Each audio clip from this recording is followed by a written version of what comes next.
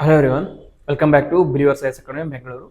This is Everyday News Analysis session, and in today's session, we are going to discuss some 6 to 7 articles which are very important from UPSC prelims as well as mains perspective. Okay, so we'll start without any delay. And the first article is from the Hindu, which talked about Syrian crisis and its implications on Iran and the regional geopolitics. We've already discussed about Syria, and we already discussed about the background to Syrian war and what are the reasons behind background to Syrian war, such as Arab Spring, and what are the roles played by various players such as Russia, USA, Turkey, Syrian government, Turkish groups, HTS group, like Kurdish groups, etc., etc. Okay, now we will see what will be the implications on Iran and other geopolitical players in this area because of the Syria war or because of the collapse of Assad's government. Okay, the potential fall of Bashar al-Assad's regime in Syria poses a significant challenge to Iran by disrupting its Shiite crescent strategy, which is a key geopolitical ambition for Tehran, that is Iran, to establish influence from Iran through Iraq, Syria, and Lebanon to Lebanon. Okay, what is this Shiite crescent strategy? It is the strategy of the Iran's geopolitical ambition to establish a contiguous sphere of influence among the Shia majority community regions extending from Iran through Iraq, Syria, and Lebanon. Okay, thereby enhancing the regional power. You know that in Islam there are two major communities, Shia and Sunni. Okay, Shia, the champion of Shias, is often considered as Iran, and these areas surrounding Iran, Iraq, Syria, Lebanon, they have a significant amount of Shia Muslims. Okay, so Iran, through its Shia diplomacy, wanted to establish its geopolitical power. So that particular strategy is called as Shia crescent strategy, which is followed by Iran. Next, so what is the impact of our bilateral ties between Iran, and Syria? Their strategic partnership is since 1979 Islamic Revolution. That is 1979 there was Islamic Revolution in Syria and Iran. Syria has been Iran's most reliable ally in the Middle East, providing a bridge to the influence of Levant. Okay, what is Levant? This has been a previous question which was asked in 2023. Levant is this area. Okay, that is eastern part of the Mediterranean is called as Levant. Okay, so Iran wants to increase its influence in this Levant region through Shiite crescent. So Syria plays a critical role in facilitating Iran's support to Hezbollah in Lebanon, bolstering Tehran's regional ambitions. Next, corridor for influence. Syria serves as a geopolitical corridor for connecting Iran to Lebanon and enabling Tehran to strengthen its proxies and alliances in the region. Okay, so Iran is a bridge between, here Iran is there, here Syria, and here it is Lebanon, Jordan, etc., etc. So this Syria is the pathway between Iran and the western, like Levant region. So that is why Syria becomes very important for Iran. Then historical context. Under Bashar al-Assad, the alliance deepened, especially during the Syrian civil war of 2011 to present, when Assad relied heavily on the Iranian military and financial support to maintain power.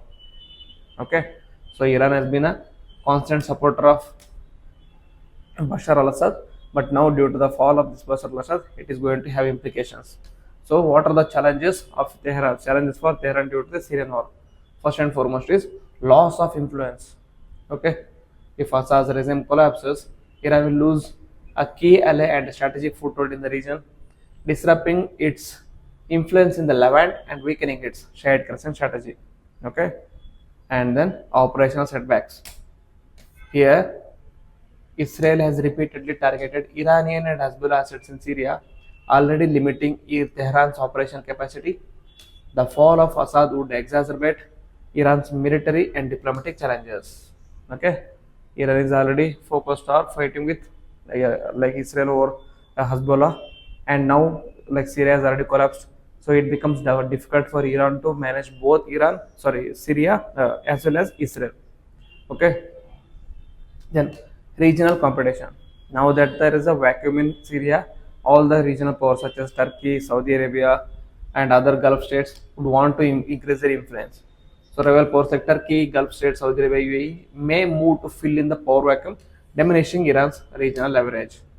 Okay, so then what will be the implications of this in the particular region, geopolitical region? So obviously it is going to create a power vacuum, leading to competition between Iran, Turkey, and Gulf states to influence Syria's future and increase tensions. That is, Sunni Arab states might intensify efforts to counter Iran, which can escalate in sectarian rivalries and potentially reviving the groups like ISIS. Okay, 2011 crisis resulted in the growth of ISIS. What is ISIS? Islamic State of Iraq and Syria, and there was also ISIL, Islamic State of Iran and Iraq and Lebanon. Okay, so groups like this have the potential to grow during these crisis periods. Okay, most of the groups are grown during the crisis period when there is strategically like countries are strategically weakened. And those periods are when most of the groups like ISIS, Al Qaeda, etc., grow up because there is no authority to control these powers.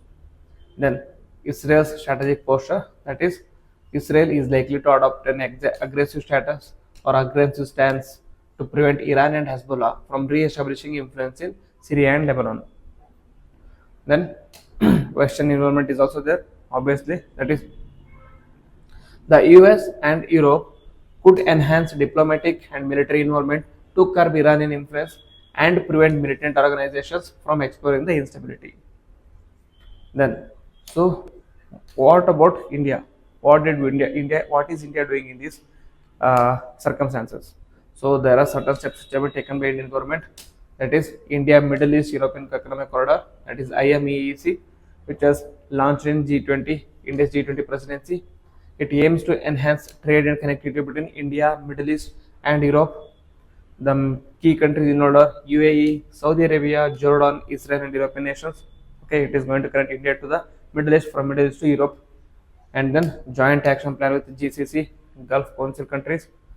India and the GCC adopted joint action plan from 2024 to 2028, which is focusing on trade, energy, agriculture, health, and transportation sectors. So stability in this region is very important for India. Stability in the region is very important because there are many projects which India is looking forward to. So what should be the way forward? For India, it should strengthen diplomatic ties.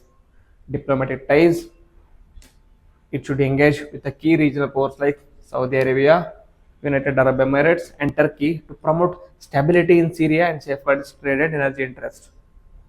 So it is not just going to be India alone, it has to be concerted effort between India and the regional powers. Then India should focus on counter-terrorism collaboration, that is, enhance intelligence sharing with regional and global partners to counter militant threats like ISIS that may resurface due to instability. And then support reconstruction efforts. That is, India can participate in Syria's post-conflict reconstruction through infrastructure investments, leveraging its soft power for strategic goodwill. Okay, so this is about article, this editorial, which focused on both India as well as Iran's power as well as the geopolitical implications of Syria's war. Okay, keep reading about any issues related to Syria war and keep extra focus on any cities or regions which are mentioned in these wars that become very important from map based questions in UPSC. Then moving to second article, which was taken from Press Information Bureau. It talks about Nicaragua. Why Nicaragua is in news? Because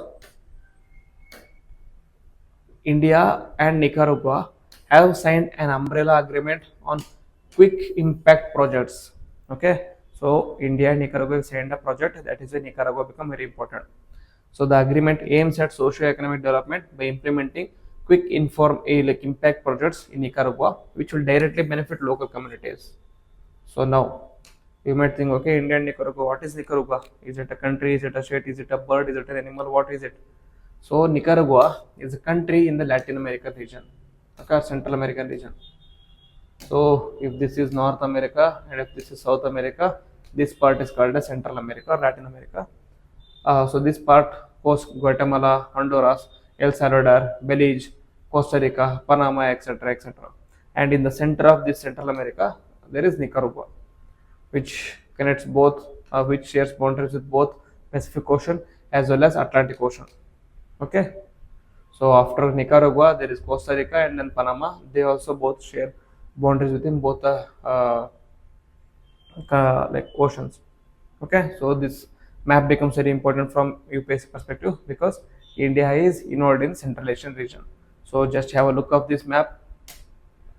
There is Mexico and then Guatemala, El Salvador, Honduras, Nicaragua, Costa Rica. All these countries are very important from map perspective. Then we will see about Nicaragua. So Nicaragua is located in Central Asia, Central America, bordered by Honduras in the north, Costa Rica to the south, Pacific Ocean to the west, Caribbean Sea to the east, or Atlantic Ocean to the east. Then the capital of Nicaragua is Managua, and official language spoken in Nicaragua is Spanish. The currency is Nicaraguan Cordoba. Okay, Spanish is very important. Nicaraguan Cordoba, fine. Nicaragua operates as a unitary presidential republic and not a democratic one or not a federal one. So the country's economy is primarily based on agriculture, including coffee, bananas, and sugar, along with manufacturing and mining. So what are the geographical features? Okay, Nicaragua's topography is predominantly mountainous in the interior with the lowland plains along its Pacific and Caribbean coast. Okay, the country is home to over 20 volcanoes with active volcanoes such as Masaya and San Cristobal. Okay, this becomes very important. Masaya and San Cristobal are present in the Central Asian region. The largest lake in Nicaragua is Lake Coquibolca, which is also known as Lake Nicaragua, which is one of the largest lakes in the Latin America. Nicaragua is also known for its significant rivers, including San Juan River, San Juan or San Juan River, which flows into the Caribbean Sea, and the Rio Coco, which is the longest central river in the Central America. This becomes very important. The Rio Coco, largest river in the Central Asia. About India and Nicaragua relations. So, diplomatic relations were established in March 1983, and the Indian embassy in Panama is currently accredited to Nicaragua. Okay, so there is no particular Indian embassy in Nicaragua, but there is embassy in Panama which is accredited to Nicaragua. Then Nicaragua's embassy is in India, was closed in 1990, and currently Nicaragua is represented in India through embassy in Tokyo. So we have to focus more on Nicaragua also because Nicaragua has taken back its embassy in India because of various issues. But now there is an embassy of Nicaragua in Tokyo, which is responsible for looking after India also. So there is if there is a statement-based question such as both India and Nicaragua doesn't house any embassies in respective countries, the statement becomes right. Okay, and then what are the quick impact projects? Quick impact projects are initiatives designed to deliver rapid and visible benefits to local communities, especially in areas with a critical infrastructure and social development needs. These projects are often implemented in a short time frame, okay, so that they can have quick impact. These are focused on addressing urgent and immediate issues that can have significant positive impact on the community. The term is commonly used by organizations like United Nations Human Council Research to describe such initiatives in crisis or displacement situations.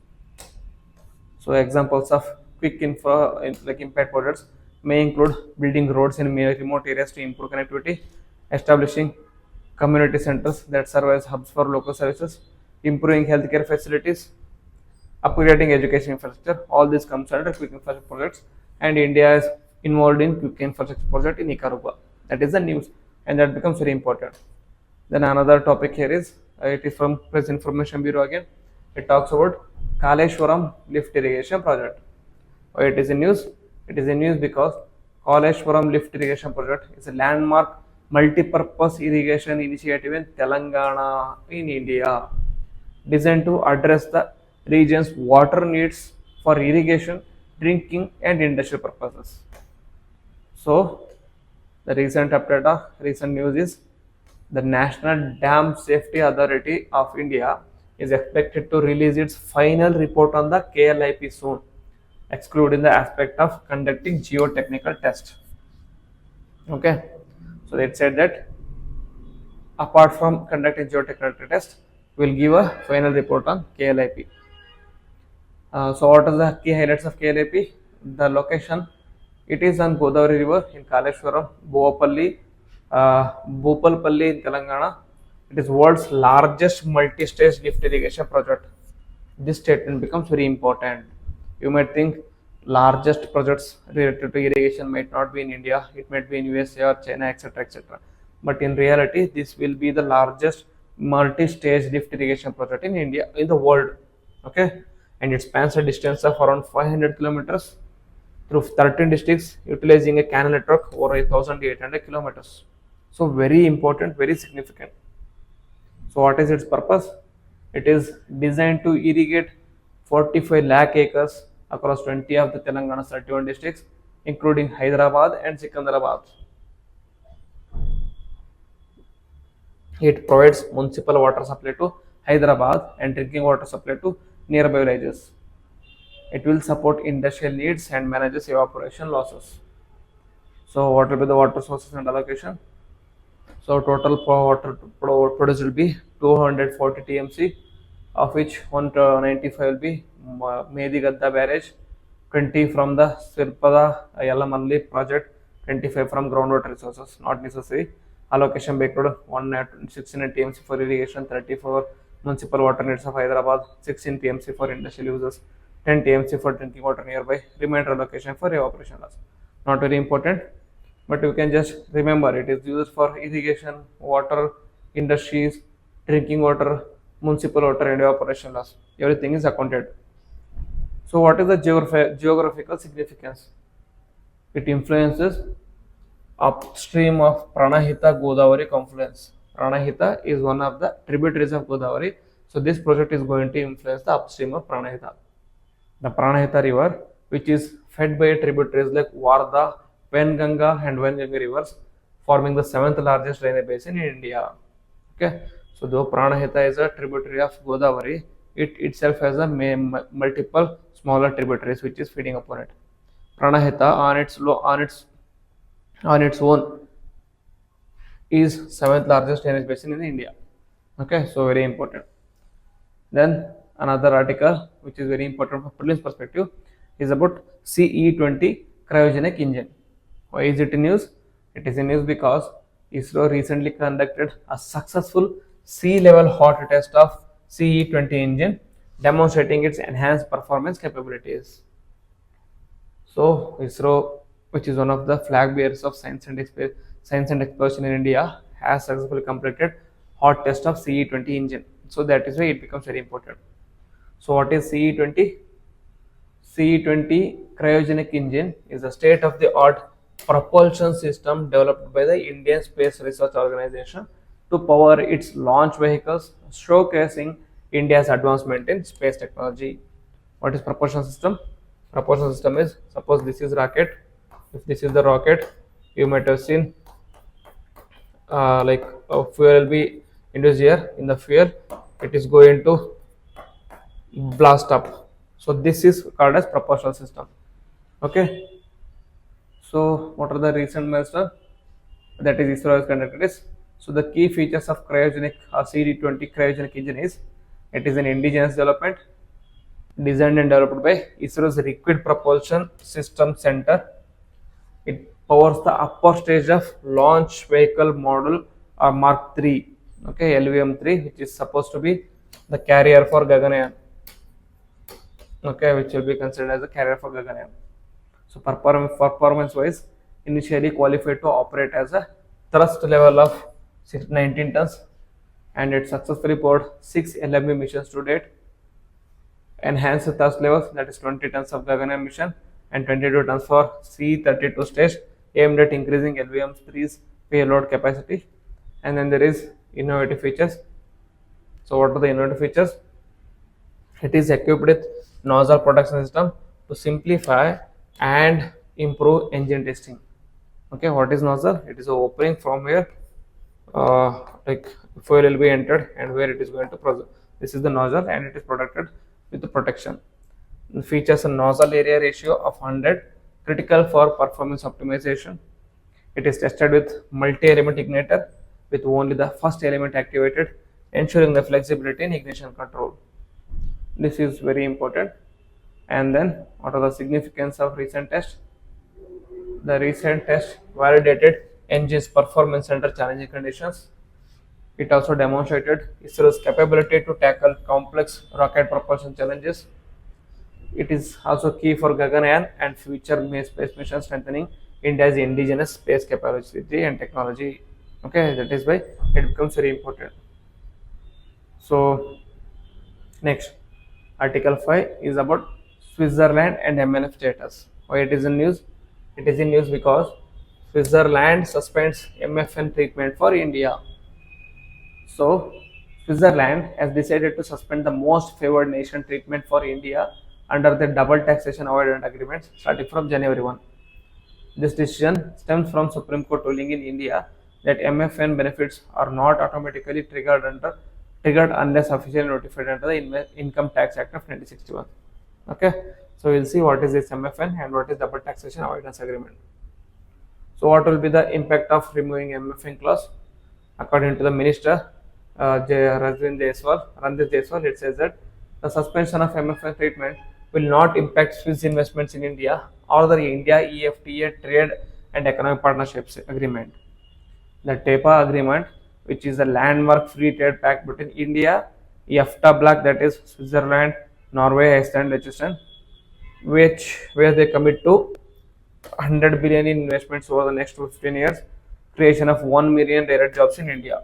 Okay, this EFTA bloc have decided to provide these many investments in India and these many jobs in India. This is called as India EFTA Trade Economic Partnerships. We have to remember the EFTA bloc. What are the EFTA blocks? That is Switzerland, Norway, Iceland, Liechtenstein. Okay, you can just remember as SWILE. Okay, SNIL. Okay, then Swiss officials emphasize that this move will not negatively impact free trades or investments. Then, about double taxation, treaty renegotiation. India's External Affairs Ministry stated that the double taxation agreement with Switzerland will need to be renegotiated in the lines of TEPA agreement. The residual tax rate. Currently, Indian companies operating in Switzerland benefit from 5% reduced tax rate on the dividends. First, we have to understand what is double taxation treaty or double taxation avoidance agreement. Okay, normally in this example, there is Switzerland, there is India.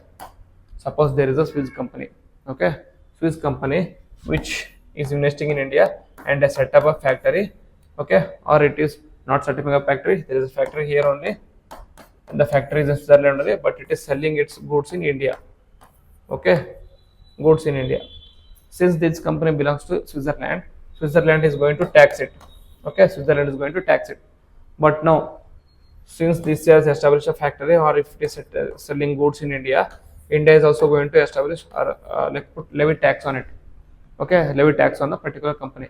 So the host nation is imposing tax on the company because it is using its land or it is from that particular country, and the country of origin, not the country of origin. This country of origin is Switzerland, and the host country that where the country of operations. Okay, where the operations are being taken is in India. So India also has a right to tax a particular country, tax a particular company because it is getting benefit out of Indian customers or Indian land, etc., etc. Here, both Switzerland and both India are also taxing the particular company. So this is double taxation. Okay, this is called as double taxation.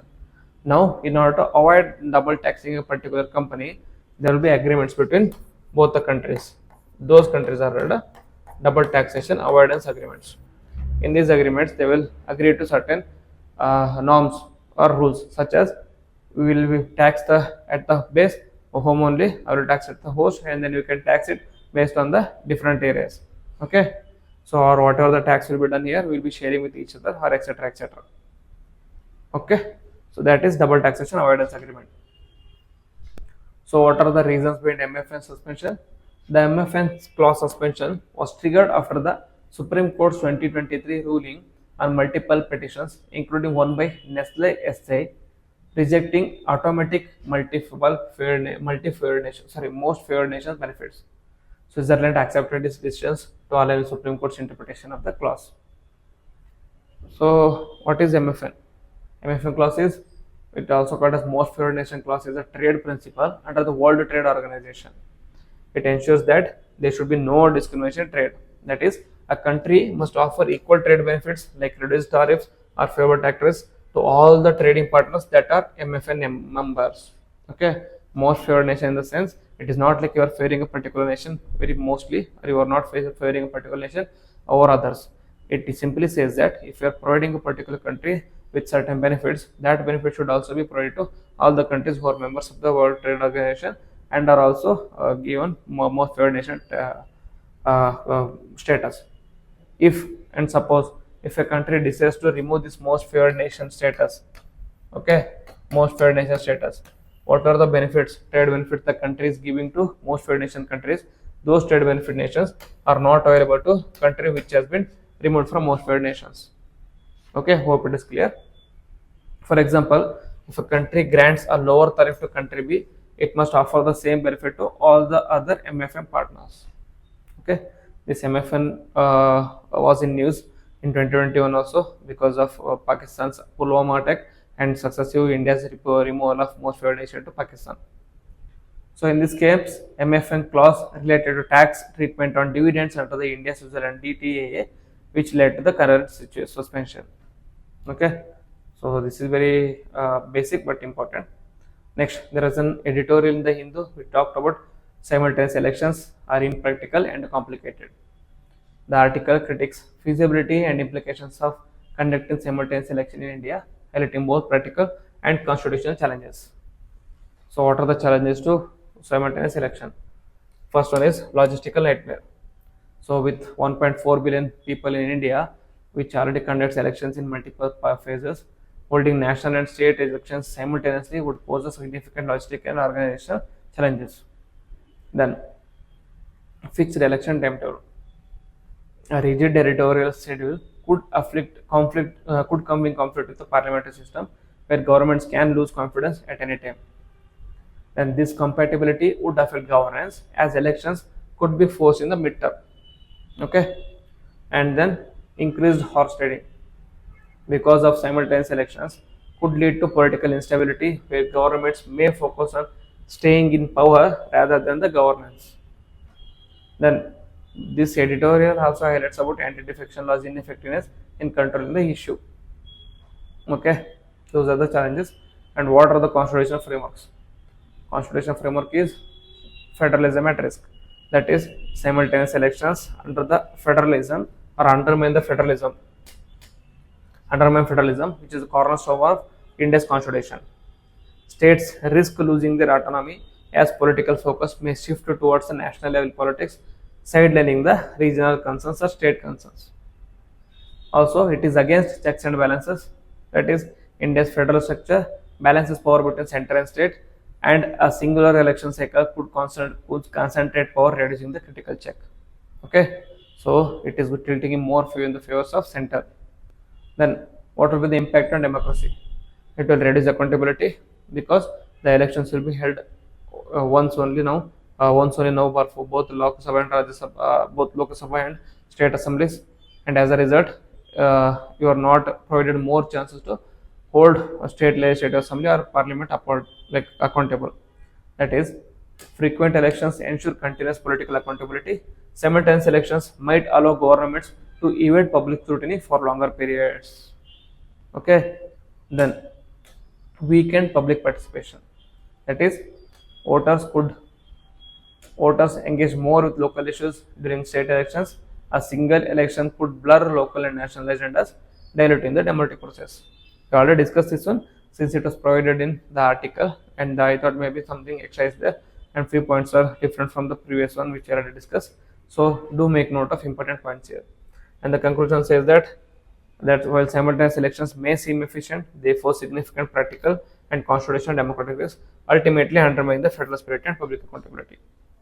So these are the articles which I thought of discussing today. If you gained anything out of this video or anything you gained out of this session, then please hit the like button, comment on it, and also share with your friends. If you are new to the channel, then subscribe to the channel and click on the bell icon so that you don't miss any notification. With this, I will end the video. Jai Hind, Jai Karnataka.